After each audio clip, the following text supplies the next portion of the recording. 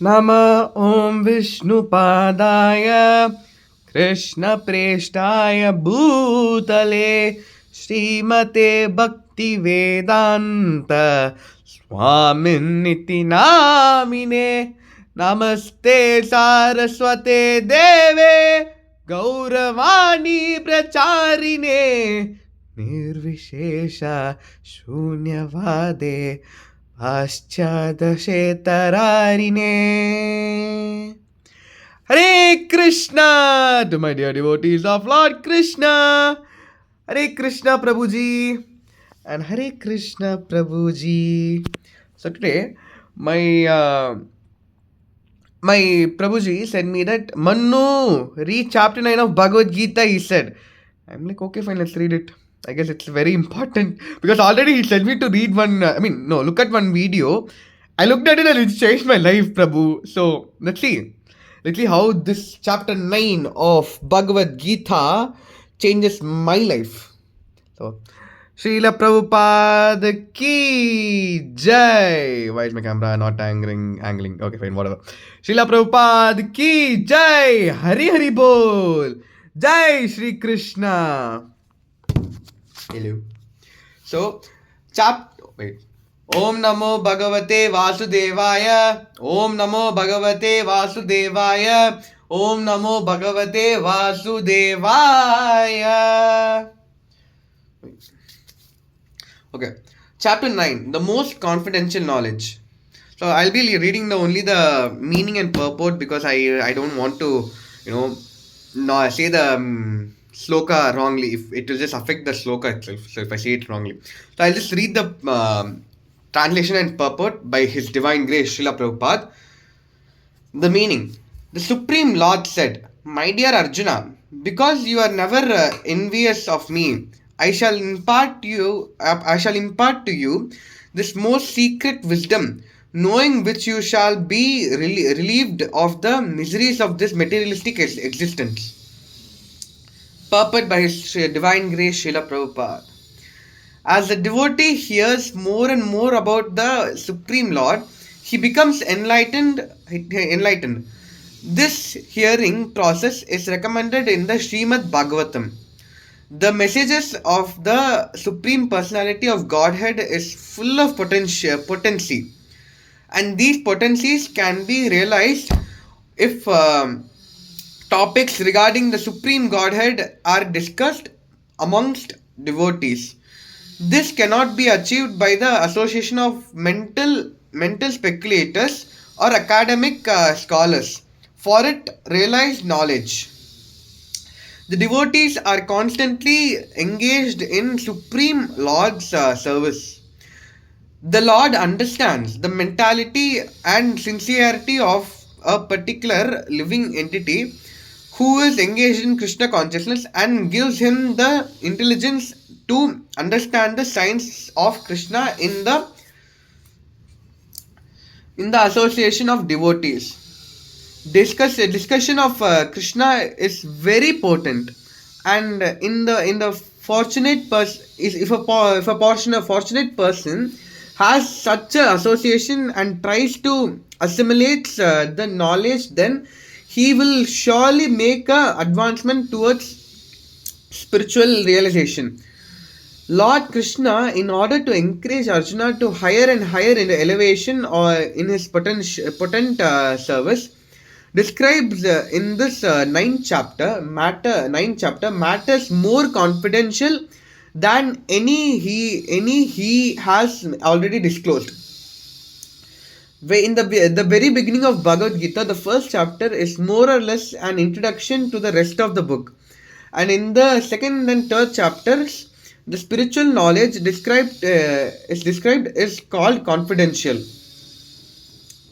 Topics discussed in the 7th chapter and 8th chapters are specifically related to devotional service, and because they bring enlightenment in Krishna consciousness, they are called more confidential.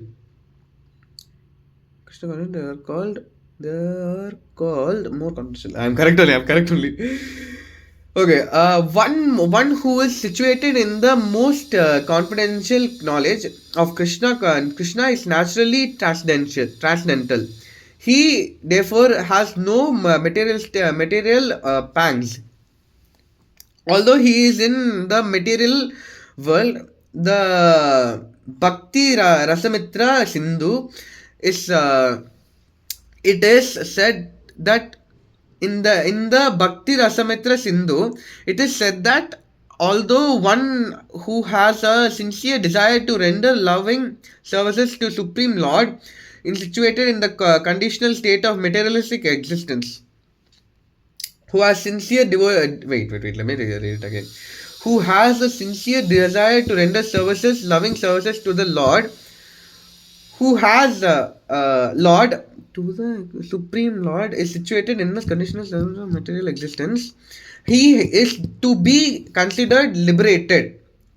Okay, so basically, what they're saying here is that when someone who is does loving services to the Lord and is situated in a materialistic existence, that is Kali Yuga, he is considered to be liberated. Okay, that's very powerful actually. Similarly, we shall find in the Bhagavad Gita 10th chapter that anyone who is engaged in that way is liberated person. Now, this first verse has specific significance. Knowledge, idam janam, refers to pure devotional service which consists of 9 different activities: hearing, chanting, remembering, serving, worshipping, praying, obeying, maintaining friendship, and surrendering everything. Okay, surrendering everything. By the practice of these 9 elements of devotional service, one is elevated to spiritual consciousness, Krishna consciousness. Okay, so having okay, it's very potential knowledge. These are like potent knowledge. These are. If we read it, we can understand. Okay, fine, everything. By the practices of these 9 elements of devotional services, one is elevated to spiritual consciousness. That is Krishna consciousness. Okay, we read it. One at the time when one's heart is cleared of the materialistic contamination, one can understand this science of Krishna. Simply to understand that a living entity is not material is not sufficient. That may be the beginning of spiritual realization. But one should recognize the difference between activities of the body and spiritual activities, by which one understands that he is not the body. The 7th chapter, we have already discussed the opulent potency of Supreme Personality of Godhead.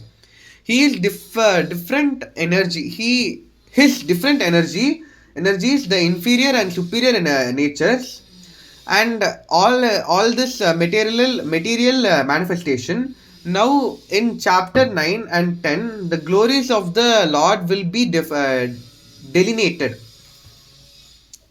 The Sanskrit word anasuyave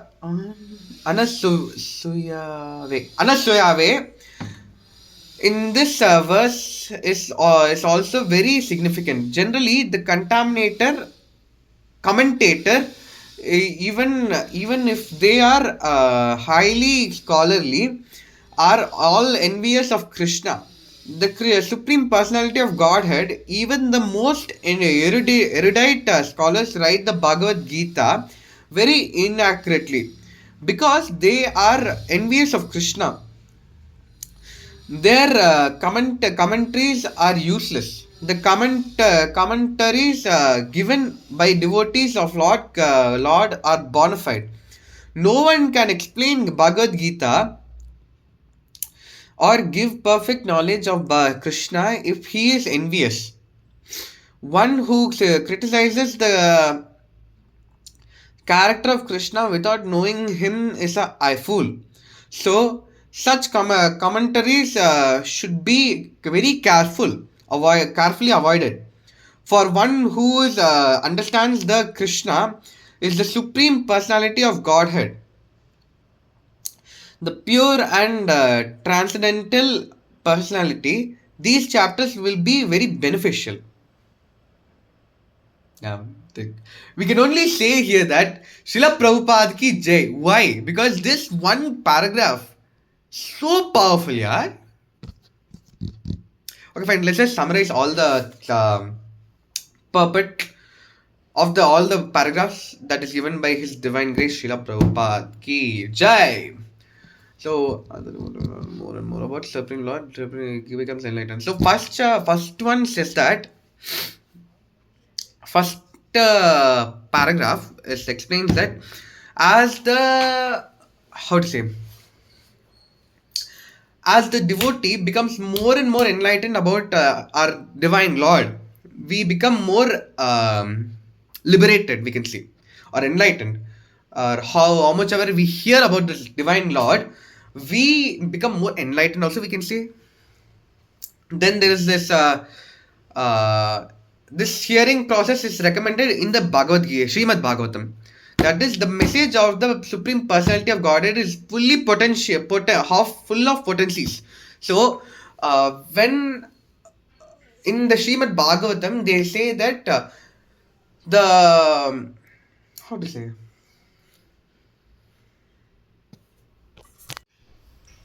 so, as you were saying, the Srimad Bhagavatam was saying this message very clearly that the messages of the Supreme Personality of Godhead are very, very potential. Why? Because and these potencies can be realized if topic regarding the Supreme Personality of Godhead are discussed amongst devotees. So, when we are discussing the Bhagavad Gita or the Srimad Bhagavatam or any of the Krishna pastimes, for example, the Krishna book, so ouch, the Krishna book which we discussed with the amongst the association of devotees, we can, you know, how to say, we can eat the fruit fully for us ourselves when we discuss it amongst the devotees. So that's the first line. That's the first paragraph. Also, one more thing: this cannot be achieved by association of mental speculators or academic scholar for the realization. So, what here they are saying that when someone who is doing it alone, or someone who's reading the Bhagavad Gita alone, or like someone who's very scholarful and very enlightened, they and read the Bhagavad Gita, the fruit of the Bhagavad Gita cannot be eaten by them. They are saying in this first paragraph, a divine master is saying that we can't, you know, understand this chapters without the association of devotees. That's the first paragraph. The second paragraph says us that the devotees are constantly engaged in the Supreme Lord's service. The Lord understands the mentality and sincerity of the particular living entity who is engaged in Krishna consciousness and gives him intelligence and understand the science of Krishna in the association of devotees. Discussion of Krishna is very potent, and is fortunate person has such association and tries to assimilate the knowledge, then he is very sure to make himself advancement towards spiritual realization. Lord Krishna, in order to encourage the Arjuna, okay, fine, this one paragraph is very powerful. Why is that so? Is that here they say is that here they are saying that the devotees who are engaged in Krishna service and also in association of devotees, and one who has many friends in Krishna consciousness, and also, you know, how to say, talks about Krishna to them, and discusses about Krishna and everything, they will for sure make an advancement in Krishna consciousness. That's what this paragraph says. And this paragraph also says that Lord Krishna, in order to, you know, make Arjuna more confident and more unlock his more potencies, we can say, not potential. Yeah, we can say also potential. We can, so to unlock more of Arjuna's potential, um, in order to encourage Arjuna's to higher elevation of potential service, describes in this ninth chapter matters more confidential than any he has already disclosed. So what he says that to unlock more of Arjuna's potential, he describes that this 9 to 1 chapter is more confidential and will unlock his potential, Arjuna's potential, in this 9th chapter that Krishna says to Arjuna. The very beginning of the Bhagavad Gita, the first chapter is one more or less introduction to the rest of the book, and in the second chapter and third chapter, the spiritual knowledge is described is called confidential. Topic discussed in the seventh and eighth chapters are specifically related to devotional services, and because they bring enlightenment to Krishna, they are called more confidential. They are called more confidential, but the matters which are described in the ninth chapter deals with unalloyed pure devotees. No? They're called, okay, but the matters which are described in the ninth chapter deals with the unalloyed pure devotion. Therefore, this is called most confidential.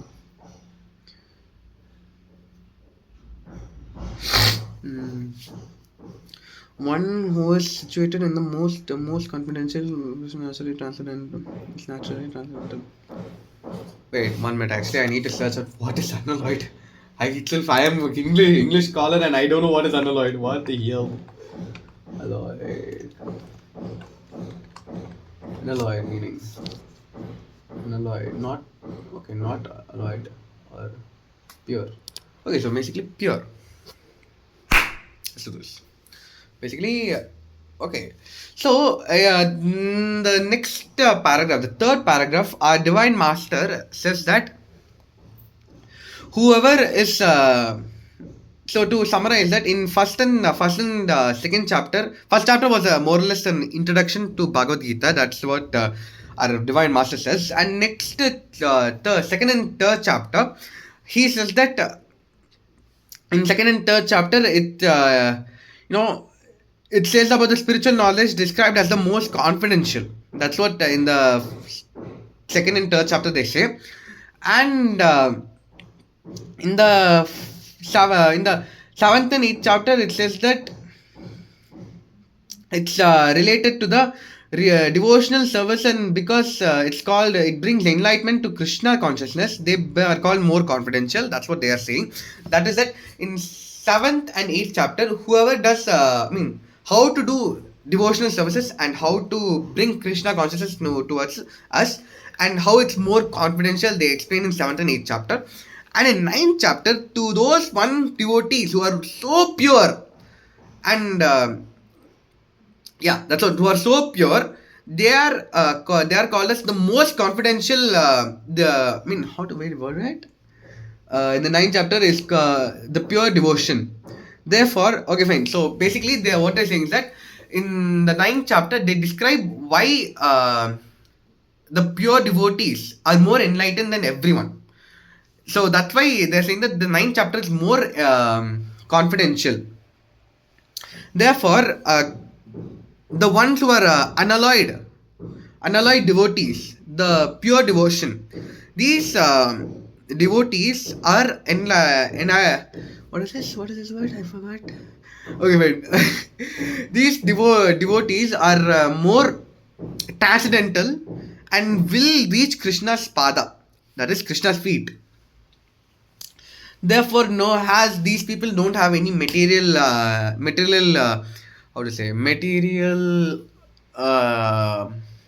pull, pangs, we can say material pangs, or they don't have any although He is in the yeah. So that's what they're saying. So the one devotees who doesn't has any material pull towards those things like oh my god, I want this mouse or I want this headphones.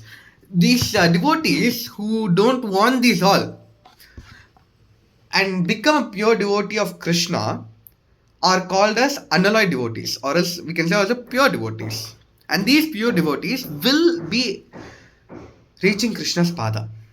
Or these are the most enlightened devotees that is mentioned in the ninth chapter, and it is the most confidential chapter. And there's one more thing which is mentioned in this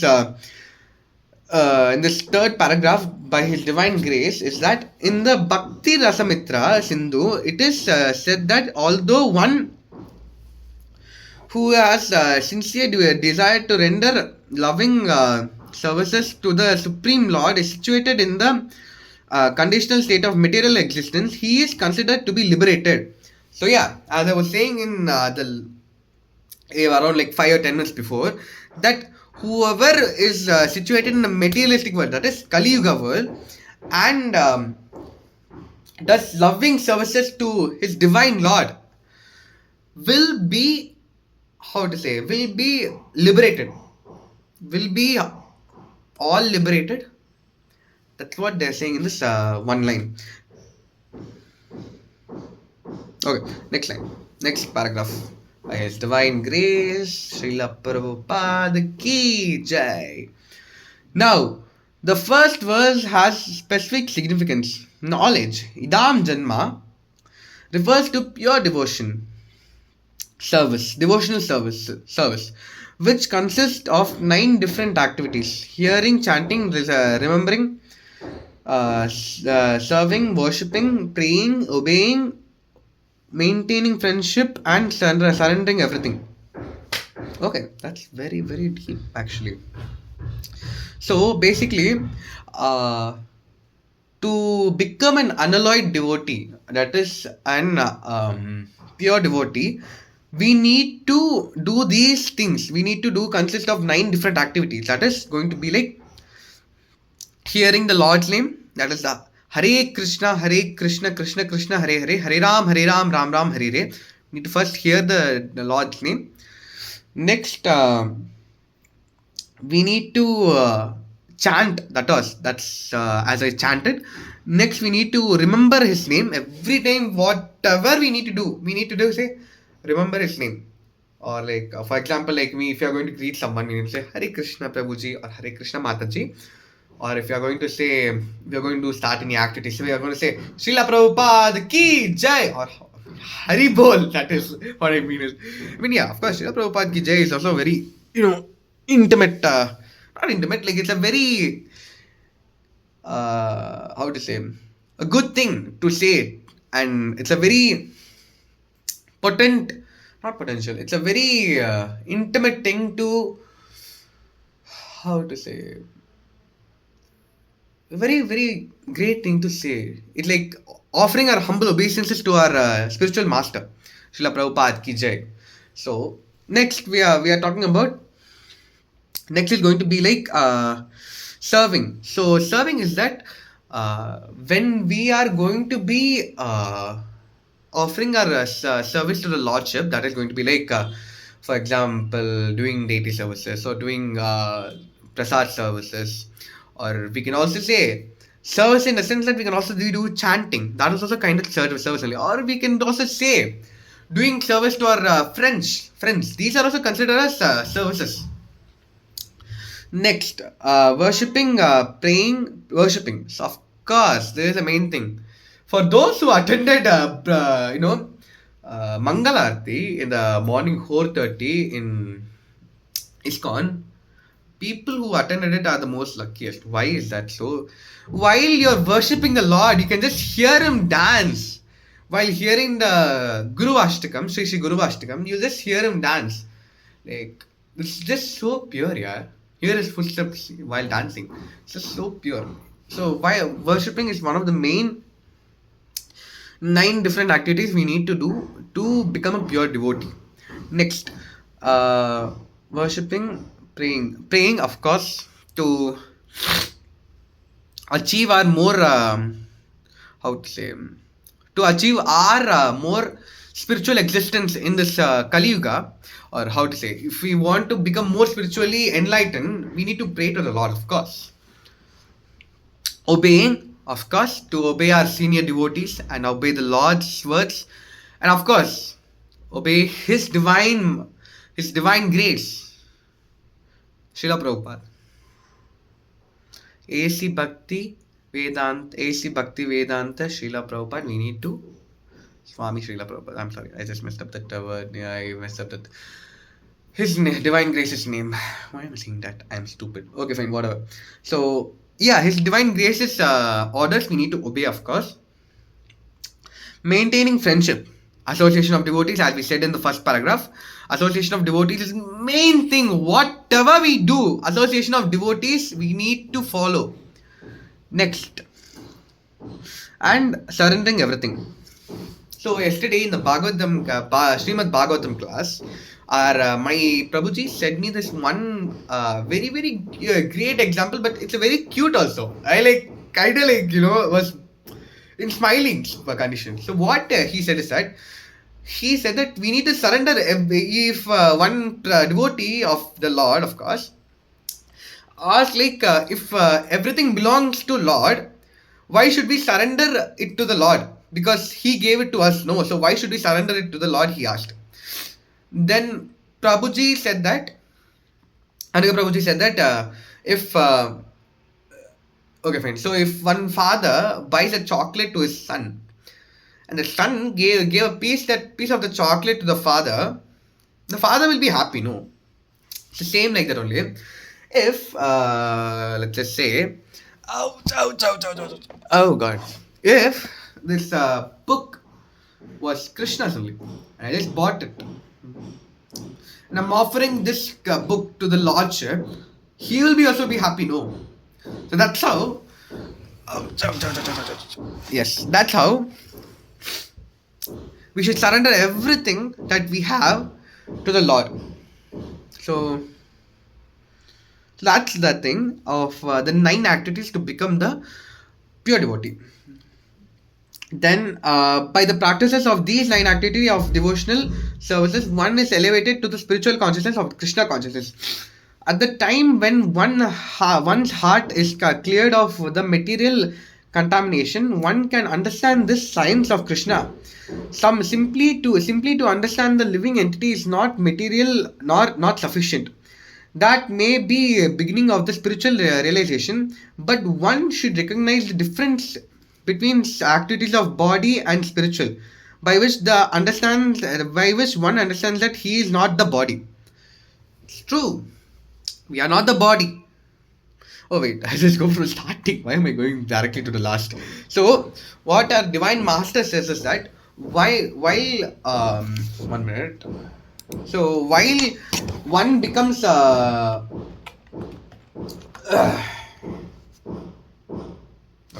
So while one becomes more spiritually engaged in our spiritual, how to say,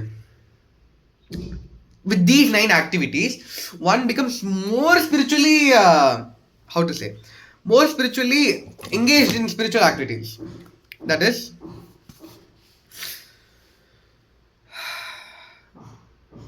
okay, let's just say an example. If I'm going to make this 9 activities, Krishna will look at me only. So okay, fine. I got a great example. Yesterday, day before yesterday, in Bhagavatam class, my Prabhuji was saying that while Krishna doesn't shows any, how to say, partiality. Yes, partiality. Krishna doesn't show any partiality, but he only shows partiality to those devotees who are purely devoted to him. That is, if I'm going to do these 9 activities again and again,